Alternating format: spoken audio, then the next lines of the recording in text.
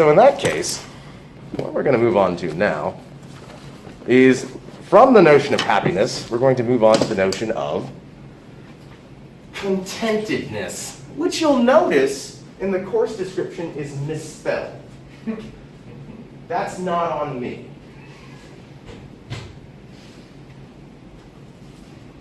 That's on some administrator that's overpaid. I thought it was like a length issue of maybe you couldn't have a fast title too long that it's shorter than that one word. No. Okay. They just That's someone in the Penland building not knowing how to spell. What that is, frankly. First I looked at what happiness was at coterie. Was it French? Okay, no. I want to learn about contentedness. That's what I want. Contentedness. Spell check what the word you got there. I guess. I mean, half the time, though, the administrators think I'm making up words. All right, the course on existentialism was that just said, like, existence.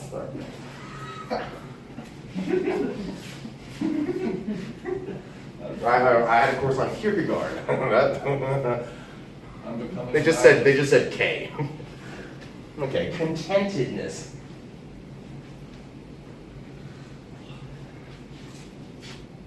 I think we know what it means. Maybe. How would it be distinct from happiness, however? So what does it mean to be content? Comfortable? Comfortable? I'm down with that. But you know that feeling after the Thanksgiving meal? Nap time. Sorry, Grandma. I have to lay down. It's that chemical in turkey that makes you sleepy. I can't remember. But that feeling of, I'm good, all right? That's different from happiness. We think of happiness again as that feeling of kind of an exuberance or pleasure. You know, something which the Epicureans and the Confucians would say, that's not quite right. Happiness is really a mode of being. So is contentedness. It's a mode of being. It's not merely a feeling. It involves comfort, I think. Being comfortable. But being comfortable with what? I mean, you can be content if you have a lot of pillows. Something I require, by the way. That's where I'm picky. I need to have at least 30 pillows on my bed. Why? Because I'm a princess. Really? Go to a hotel, there's 2 pillows on the bed? This is not enough. I'll go to the front desk. Well, so that's what I mean by contentedness. What do I mean by contentedness? I mean comfort. As a mode of being. I kind of view it as like, let's say you were out gambling, right? And you made $10,000 and you had the choice to bet and get $20,000 or lose it all. You might say, I'm just good with this $10,000. To me, that's being like content. Like you could be better, but you realize it's probably better for you to just keep what you have now. Yeah. All right. So that would be. So there's an aspect to it that you got out there, which is a sort of a lack of. I don't want to say a lack of ambition, but a lack of avariciousness, like greed. All right. So there's. I'm good. I don't need to. And by the way, this is another one where our culture talks about happiness all the time, right? Are we happy? No. We're very depressed. Constantly. Okay, look at the psychology section of a bookstore. There's a lot of books about, here's how you can be happy in 5 steps or less. Sometimes you'll see religious takes on it. David and Goliath, what are the 5 smooth stones you need in your life to slay the giants? Nonsense like that. So we're not happy, but we're going after happiness. Contentedness implies a lack, it seems like it would imply a lack of ambition. We say that as a negative trait, yes? That person lacks ambition. They don't want to do anything. Okay? You got to get bigger and better. That's the way to go, right? Isn't that what we want? Why are you going to college right now? Don't say because mommy and daddy told me to. Why are you here? What's the goal? Money. Yeah, dollar bills, y'all. Okay? That's the goal, money, right? This is supposed to get me more money in the long run. That's the point, right? I'm not here for cultural enlightenment. I hope you are. Okay? But most of us don't look at that as an end in itself. Okay? There are no ends in themselves. That's silly talk. All right, this is the modern American pragmatism. We're here to make money. If it doesn't enable me to make money, why do I care about it? Why do I need to take stuff I'm not majoring in? Well, because you should be a decent human being, that's why. Okay, learn something. Use some more brain cells you didn't use before. Okay, that's the point. But I want to say, no, I want to go after something. Okay, this notion of being content seems to be at odds, it's antithetical to what we believe today. Not so with some of the ancients. So the two schools we're going to look at here, okay, and I'm going to primarily focus on two figures, are the Stoics and the next one is a nebulous category. I'm going to say it, and then I'm going to say why I don't like it.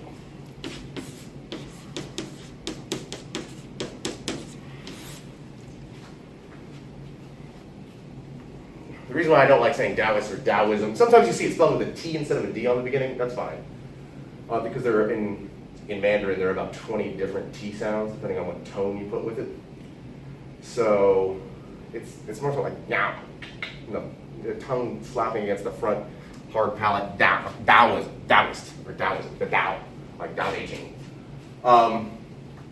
When you talk about Taoism, you talk about Taoism, there are different periods of Taoist development. And so, I mean, this is true with any religious or philosophical tradition, I suppose. Throughout history, there's a developmental progression. But when you look at original Taoism, like the Tao Te Ching, and then you look at somebody later like Mengzi, who's a Taoist, or Chuangzi, that we're going to look at later, what's going on there seems to be something different. Okay, so it's a big umbrella term. Well, so I'm just going to say, for our purposes here, when we're talking about contentedness, original Taoism. Because also Taoists in the Middle Ages, where there was Chinese science that was based in Taoism, which is very different from the original mystical form of Taoism that we're going to look at. I'll just say that. And so I'm going to say that Taoism limited, for our purposes here, in the writings of Lao Tzu, if he even wrote it. Okay, what book am I going to look at? The Tao Te Ching. And if you Google it, sometimes you'll get Tao Te Ching, depending on whether you're looking at Wade Giles' opinion. It's the same book, just spelled different ways in English. And on the Stoic side of things, we'll primarily be looking at Epictetus. Stoics, also big tradition there. Okay, Epictetus is a later Stoic, and I think he is the culmination of Stoic thought. So interesting, Lao Tzu is the founder of Taoism, not on purpose, he wouldn't have called himself a Taoist. But I think he's a good example of early Taoism. Epictetus is an example of late Stoicism, but I think he's the classic example. And we're going to look at the Enchiridion, aka the Handbook, which is remarkably short. It doesn't even get a spine. It's got staples. Okay, the physical copy, all right, because it's tiny, which is good. It's short, it's sweet, it's succinct. All right, so let's talk a little bit about these traditions. And so I'm going to do kind of the model that I used last time we talked about our previous subject, happiness. Kind of looked at one vein of thought, looked at the other vein of thought, and then looked at the text a little bit more analytically, which is what I intended to do in person last week, but I ended up doing on my computer instead. I'll follow that format here. So let's talk a little bit about Stoicism. Now, I've mentioned this before in the prolegomena section, a little bit about Stoicism, where Stoicism is one of those four Hellenistic philosophical schools. Each one had, with the exception of one, each one had a locale. So Epicurus, for example, his school was the garden. Oh, charming. Okay. The Cynics, did they have a school? A physical place where they met? No, because that would have meant not being cynical anymore. So down the schools, okay? So that didn't last. When we talk about the skeptics, Eventually, the skeptics take over Plato's academy, such that the word academic and the word skeptic in the ancient world become synonymous. Okay, Augustine, for example, writes a book in Latin called Contra Academicos, which means against the academics. He's not referring to academics as people in academic disciplines, but against skepticism. Then the Stoics. What's their school? The Stoa. Founded by a North African named Zeno of Citium. This is just for free. This is not good. Yeah, there's no tests in here. But founded by Zeno of Citium.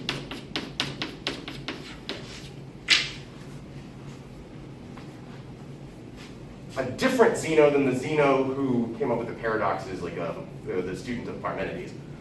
Zeno of Citium, again, North African, probably lived in parts of the Mediterranean as well, Cyprus rather. And originally was a student of the Cynics, but then realized, all right, what they're doing is a little bit too extreme. We're not, right, because the Cynics are the ultimate like DIY types, right? All right, we're living off the grid. We're not living in a house. Remember I told you about Diogenes who lived in the barrel? The barrel around. Zeno said, all right, that's interesting. Not for me. Or after trying it out, I kept trying to find a Cynic teacher. Teach me. No. Please, I want to learn. Evidently not well enough. So, he ended up founding Stoicism. I'm grossly oversimplifying that Zeno's process there. And there are many, there's a lot of evolution in Stoicism as well. But basically, the main teaching, the foundational principle is this. The universe is unified. I mean, consider the way we talk about the universe as something beyond the word cosmos. Okay, the Greeks would talk about the cosmos as the universe. It means the world. But the world isn't the entire set of things that are. It's unified. Sometimes people make distinctions. Okay, there's like Plato. There's the physical world. This world, it's a lie, by the way, if you're a Plato, right? Well, this is real. We're in the Matrix. Okay? Buddha would say the same thing as well. All right? Think of Siddhartha himself, and also South Indian Buddhist philosopher Nagarjuna would say everything here is empty. There's no being here. There's no you, by the way, either. But I can feel my own self-consciousness right now. There's a me in here. Anatman, says the Buddha. There's nothing there. David Hume, you're just a bundle of perceptions. There's nothing going on there. And of course, Kant would say, oh, yes, no, I do have a transcendental unity of the apperception. There is a me in here, except Kant has to say it in 20 words. Everything is unified. There's not all these distinctions. Christians would say that often. There's the creature, there's the creator. There's a distinction there, a hard distinction. They're not the same thing. They're parts of different stuff. Is God part of the universe? If you say yes to that question, you're a pantheist, or a pantheist, or something. It's heresy, right? Stoics, everything's unified. It's unified by this principle. Here's a word they like that they get from Heraclitus.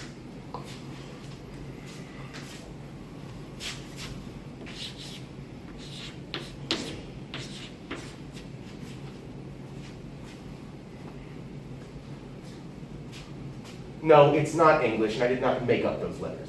Okay? Logos. Logos. There you go.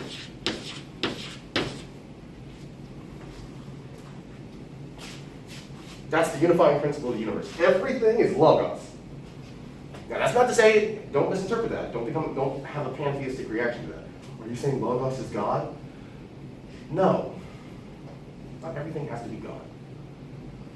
It's very theistic way of looking at things. Logos. What is it? God? No! Well, there are some English words that come from this. Right? Logic, I think, being the obvious one. But also logo.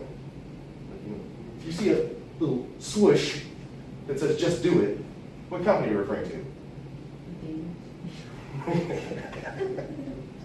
All right, let's try another one here. 2 golden arches. Oh, sweet Lord. McDonald's? Okay. Let's try something else. Here we go. I can think of Wittgenstein's work in his later writings on, most of us understand, if you see, oh no, here's one we see every day.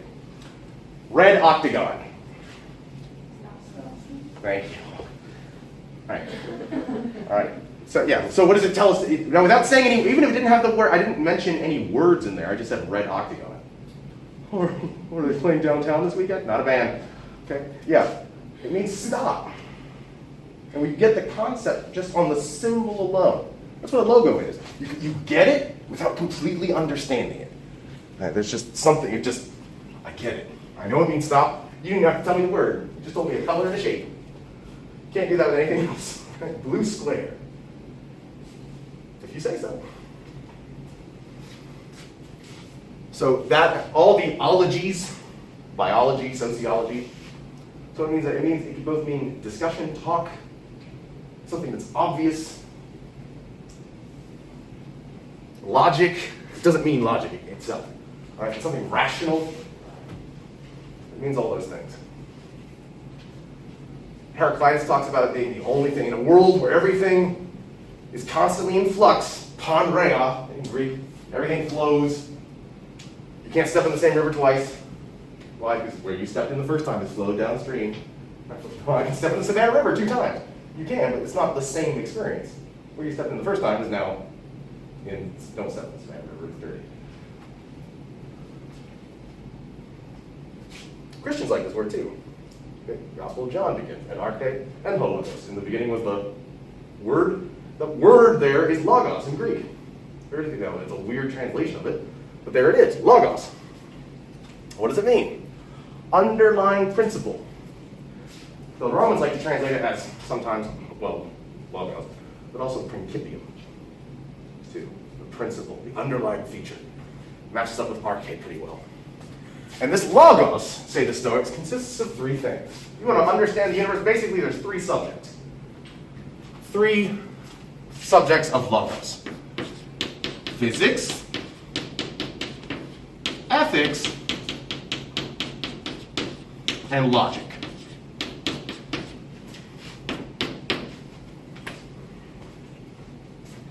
There is no other subject matter. Those are the big 3. That's it. Kant even began, like for thousands of years, this is considered, this is the way the world is. There's 3 basic subject matters. Now you can subdivide it further. These are the big 3. Everything, and really, every discipline that you can think of, every mode or way of knowing fits into one of these 3 subjects, even if it doesn't seem obvious to you. Physics, about the physical world. Ethics, about what we're supposed to do. Logic, math and stuff. Okay? So where I say it's less obvious, Professor, where would history go on that list? Well, you tell me. It's physics. Okay. Why would history be physics? According to this schema. Is it stuff that happened in the physical world? Physics! So pretty much anything that involves something that happened in the universe, that's physics. Like physics would be in physics. but wouldn't that be under math, maybe? Because of the formulas? All right, fine. Theoretical physics is in logic. Applied physics would be in physics. So you're telling me, yeah, exactly, here you go. So pretty much anything that you would do, even like something like humanities, would be in physics because you're studying humans. Ethics, what should we do? Logic. That's also, the ancients would put music in there too. Because the ancients have this view, the ancient Greeks anyway, this view. What is music? It's just sonic geometry. All right, tones and stuff. You know this. If anybody play a musical instrument? You know any scales or modes? Okay, so major scale. Right, so what we got? Whole step, whole step, half step, all right, that kind of thing. All those little spaces, those are based off Greek notions of, different kinds of spaces between notes. And if you play the Locrian mode, for example, you're summon Beelzebub, so don't do it. Okay, and if you don't know what I'm talking about, then learn some music theory. There was, I'll just say this, in the Middle Ages it was thought, you probably know the major scale, minor scale, even if you don't know what they mean, you've heard it wrong. Major stuff sounds happy, minor stuff sounds terrible. There's other modes as well in music, and the Locrian mode I think has a flattened second, okay, interval, which sounds weird. It was considered demonic to play. So you don't want to play in that, it doesn't sound very good anyway, I'll just put that out there, unless you're Arthur Schoenberg. But yeah, there's devil's music for you on the piano. So look, I'll just look that up. But everything fits into this, everything. And one of the results that the Stoics get out of this is precisely this. What you need to realize here, what this means is that the universe itself is inherently rational. And that might seem counterintuitive. Anybody think the universe is rational? This seems to go against. Do we think doesn't random stuff just happen? Not to the Stoics. There is an order to the universe. Everywhere. The universe is replete with order. From the microcosmic to the macrocosmic, most of which they wouldn't know about to the same degree that we do. They had neither microscopes nor telescopes. But nevertheless, they said, the universe basically functions on one big rational structure, or superstructure, an order. And so therefore, it's the duty of human beings to recognize this order. And what is the antithesis to rationality? The chaotic. Chaos, bad, order, good. Now, in our own, and the practical application, there's a whole realm of Stoic physics where they end up saying there is logic itself, and there's stuff, well, even metaphysics. There were a lot of books in early Stoicism about what the universe consists of. Okay, it's made of logos. There are different forces in play. Okay, affinity and strife and other things, and they talk about how this is different from what Heraclitus said or what Diogenes Laertius said or something, and so on. But where they end up finally coalescing, and the Stoic motif really comes down to, I think, most importantly, is saying stuff about ethics. And saying especially, what's the most chaotic thing that happens in our lives? Every day. I mentioned this before in my prolegomena. Emotions. You want order in your life, all right? There's order in the universe, right? Behold the heavens, right? And they're filled with marvelous things that we can measure. And even what makes the stars so amazing, you give me a date, I can tell you exactly what the stars are going to be in the sky. There's an order to the universe. The planets are wacky, okay? They're going to be in different places. Stars are going to be in the same place every year. You tell them, March 21st, 2362. We can pull up the star charts and see what's going to be there, barring any supernova. Okay, we know exactly what the star is going to look like, where they're going to be. Okay, assuming everything is following the same, order of things that they are now. We can know that with a certain kind of apodictic certainty. But where things go awry is with our emotions. Because you can even predict the weather better than your own emotions. Okay? You have a 99% chance of showering today. It's probably going to rain. How am I going to feel today? I would love to have that forecast. I'm going to have a panic attack this afternoon. I would love to know that before it happened. I'd just be prepared for it, ready to go. You're going to have some anxiety. You're going to have a completely depressive episode. You're going to cry for 15 minutes. You're going to cry so hard, you're going to look in the mirror to see yourself crying. You've all done it. So, but, what is it that emotions do? They're disruptive. And they yield us, they make us think in irrational ways. They take us out of the order. So what should we do? Excise them. Now, you can't make them go away completely. You're still going to have them, but you can tell them, no, not today. Now, we have a tendency also today to distinguish between, say, negative emotions and positive emotions. Happiness, yeah, I feel good. I don't think those negative thoughts. Has anyone ever sort of heard that before? You need to cast those negative thoughts out of your life. Think good thoughts. Now, all the thoughts are bad. All the emotions are bad. Why? Because they're all disruptive. All of them. Even the ones that you think feel good. Because the good ones will give you a false sense of security. Everything's going really well. I feel so good. Well, expect to be disappointed. That's what you should really be focusing on. This is not going to last. And that's another theme in Stoicism. Nothing's going to last. Someone that you know is going to die. Get ready for that now. No, everything's great. No, everything's terrible. But even there, like, don't, if you be overly pessimistic, deny it. Or even there, don't make it emotional. Cut that out, because that will disrupt and give you a dysfunctional view of reality, and also you'll be living in the chaotic. This is a dialectic, by the way, it's almost Manichaean. Okay, well, some fancy word. Sometimes there's this tendency throughout history, both in East and West, to basically say there's two poles. There's this side and there's this side. And they're about equal. This is when people start drawing yin-yangs and I get very upset. The yin-yang does not mean that. Okay? Neither is it called a yin-yang.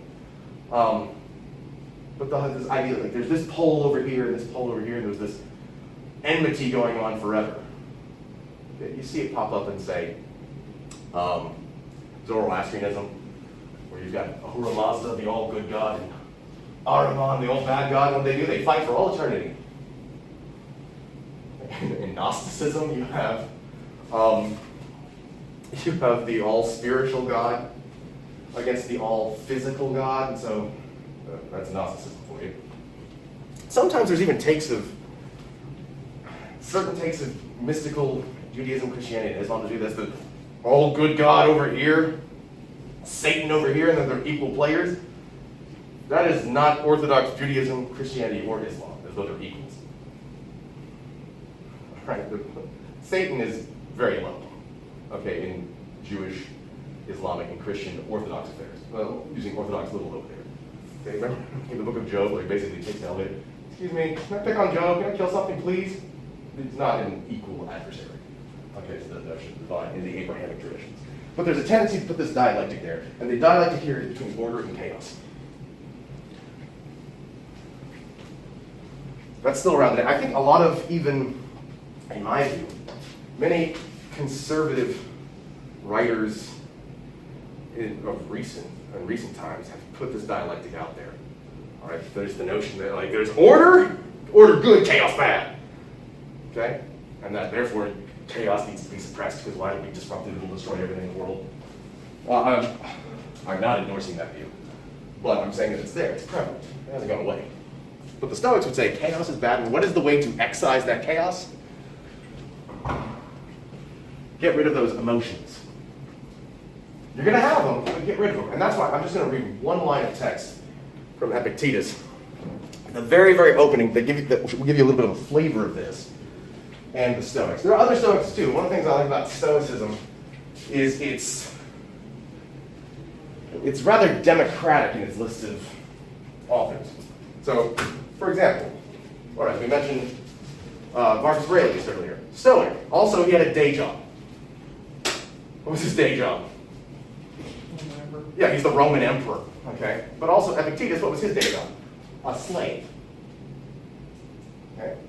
So you can have high highs and low lows and still be a Stoic. Whereas if you want to be an Aristotelian, you better come from money. But I'm just going to read the very opening salvo of the Handbook of Epictetus to give you an idea of Stoicism. Listen to what he says here. I want you to take this as practical advice. Some things are up to us, and some are not up to us. That's just the first sentence. Now think about that. That seems very simple. Stoicism is getting that through our thick skulls. Some things are up to you, and some are not. What things are up to us? Well, I'm glad you asked. Our opinions are up to us. And our impulses, desires, aversions, in short, whatever is our own doing. Our bodies are not up to us. nor are our possessions, our reputations, or our public offices, or that is whatever is not our own doing. But if you, I'm skipping down a little bit, but if you think that only what is yours is yours is yours, and what is not yours, not your own is just as it is, not your own, then no one will ever coerce you. No one will hinder you, because you cannot be harmed at all. So in short, now we're going to go into this a little bit more in like 2 weeks, because I want to do Lao Tzu next time. Here's what's he saying there? Some things are up to you. What things are up to you? Your affinities, things you like. Well, I don't like that I like this. Change yourself. Have new thoughts. That's in your power and in your control. Get new habits. I don't like that I do this. I don't like that I get so angry. Stop being angry. Your body, on the other hand, that hunk of flesh you were born with, that you're stuck with. I wish I looked differently. You can't change that. Stop complaining about it. Well, no, I could lose some weight. Yeah, but your body itself, sure, you can do things like that. That's fine. But you can't change the body itself. You can't transmogrify to something else.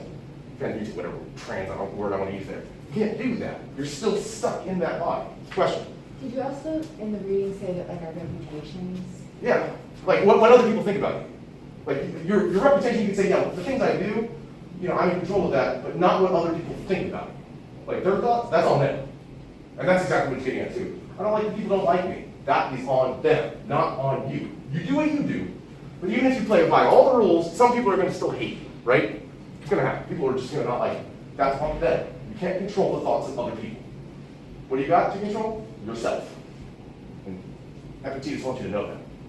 Things are in your control, recognize that. Things are not controlled, recognize that as well. I think we should stop there today. I think it's a good stopping point. Peace. In the words of Bill and Ted, be excellent to each other. Okay?